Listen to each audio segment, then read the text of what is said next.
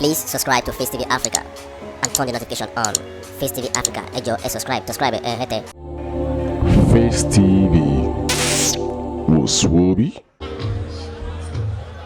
Tinubu Shettima ló sọ̀rọ̀ kan fún mi.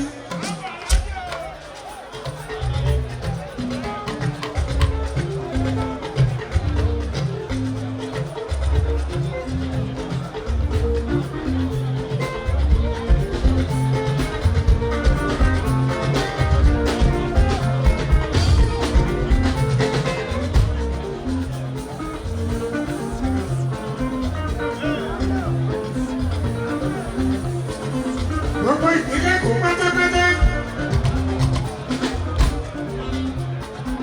Yorùbá fẹ́ lọ́dẹ. Ẹni fẹ́ràn ọ̀làdún sùúrù. Ọmọ ẹni òṣèlú dáadáa máa fi dàgbà sí bí ọmọ ẹni lórí.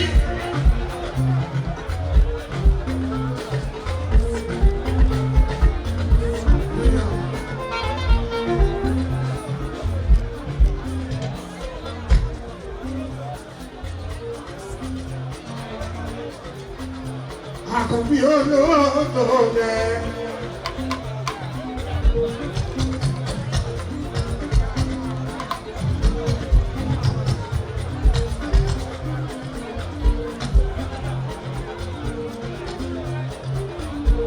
Ẹni bá wí ti débi tó ọmọ padà ọ̀gbìn ká lórí ẹ̀wà wo. Àkànbí olóòtú rẹ̀. Tó bá ti dọ̀ ọ́ sátálẹ̀. Ẹ jẹ́ ká jáde nílé.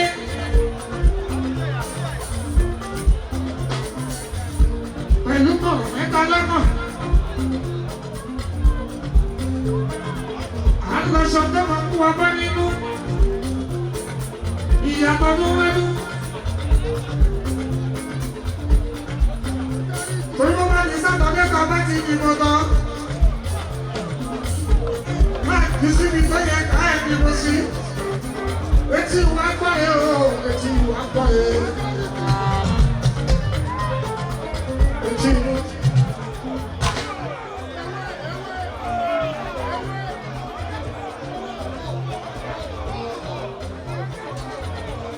Tó bá ní sátọ̀dẹ́. Ìwọ tó wọ̀ nílé, àtẹ̀yìntẹ́ ń bẹ níbí, ẹni wá bí kò sọ fẹ́ mi tí ó wà. Àti gbòmìnira lẹ́yìn tipẹ́tipẹ́ ṣùgbọ́n. Ẹni mọ mi tí wàtá ti bá gbogbo èèyàn lẹ́sẹ̀. Sátọ̀dé la máa ṣàdéhùn ẹ̀, èlé tó bá lè pẹ̀lú ọlọ́run ọba. Àkọ́bí olóòtú rẹ̀. Gbogbo ọmọ Nàìjíríà lápapọ̀, Hausa, ti Ìgbò, pẹ̀lú Yorùbá. Hausa lẹ́yàmẹ̀yà, ìkan ṣoṣo ní Nàìjíríà ṣùgbọ́n èèyàn tó gbọ́dọ̀ ló yẹ ká tẹ̀lé. Ìlú Nàìjíríà alábàágbé.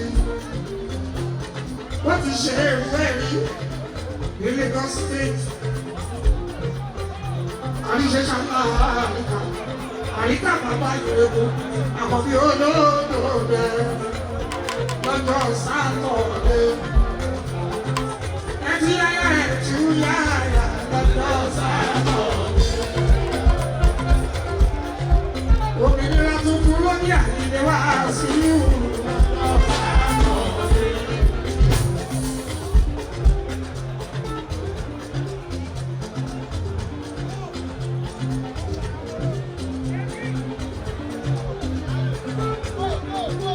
Òmìnira tuntun ló ní àyílẹ̀ wá sí ìwù lọ́jọ́ sátọ̀dé.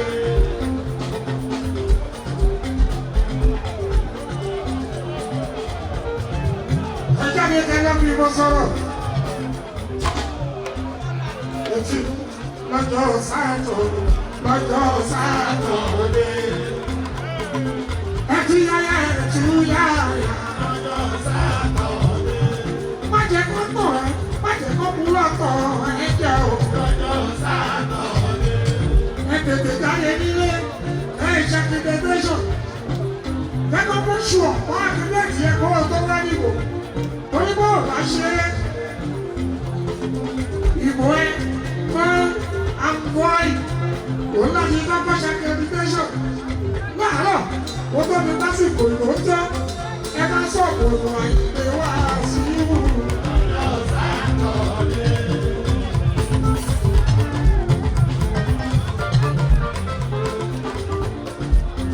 Ẹ bá sọ̀kò ìlú àyè wá sí ìwú. Àti bàbá àtẹ̀yìn ọ̀dọ́.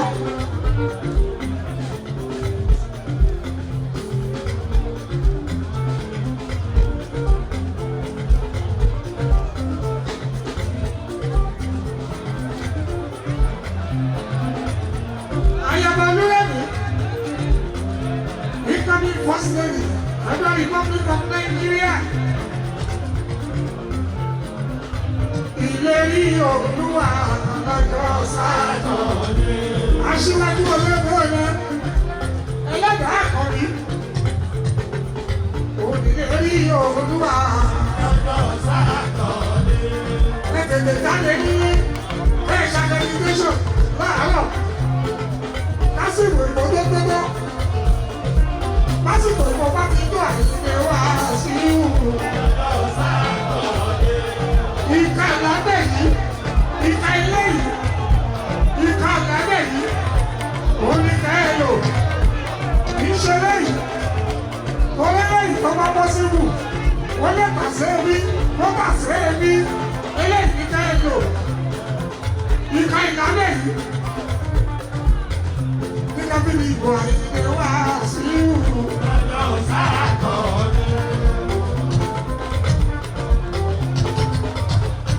Àkọ́bí olóyè rẹ̀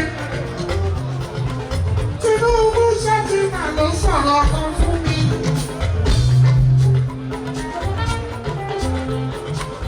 Onílé àlejò ìlú àbábádùn o, àbàkọ́mọdé ìlú o, àbábádùn.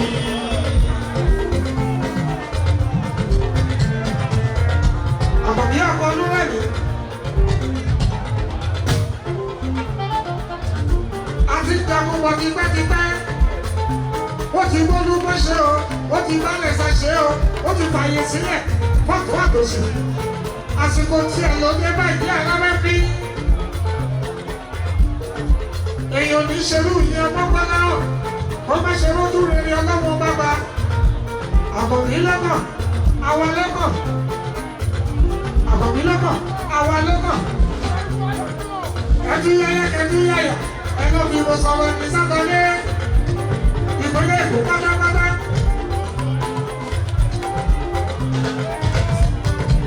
Ìlú yẹ ká ẹ ṣe lè. Káàbíra wa o, káàbíra wa.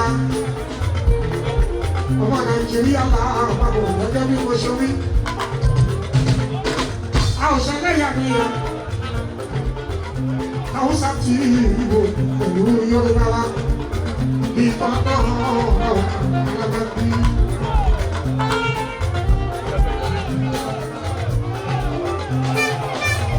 Tinubu máa ṣe.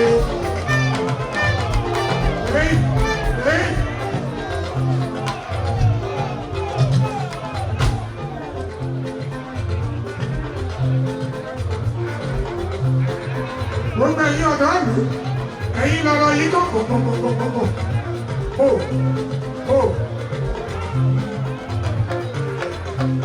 Ẹ̀yin ọ̀dọ́ ìlú, ẹ̀yin lọ́rọ̀ yìí tó kòkò. Gbogbo ẹ̀yin ọmọ kékeré ilé.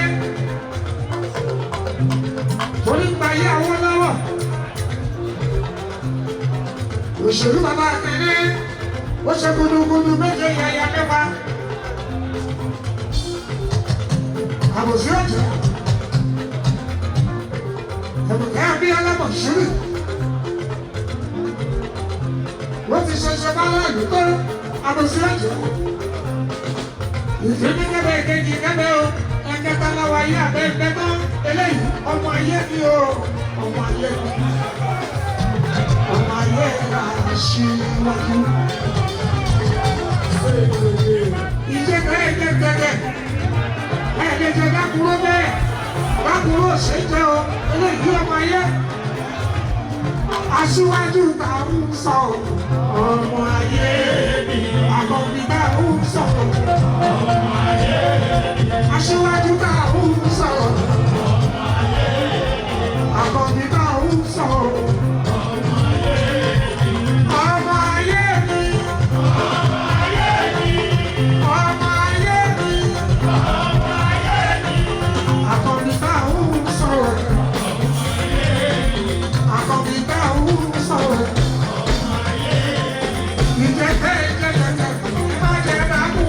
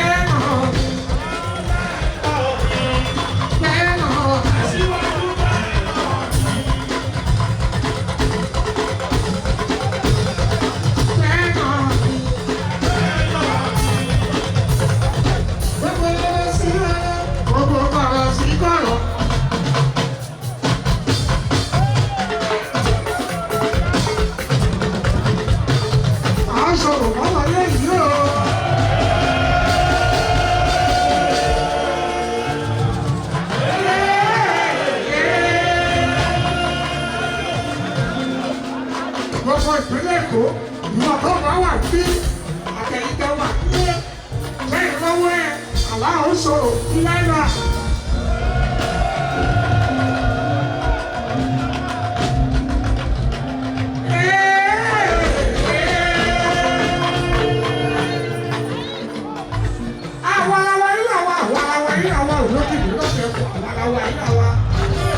Gbogbo ìpínlẹ̀ Èkó. Àwọn aláwa yìí làwọn òjòkì ló yẹ kó àwọn aláwa yìí làwọn. Torí aṣáájú olóòlò ni aláwọ̀ ṣòro ọmọ ní ìlú.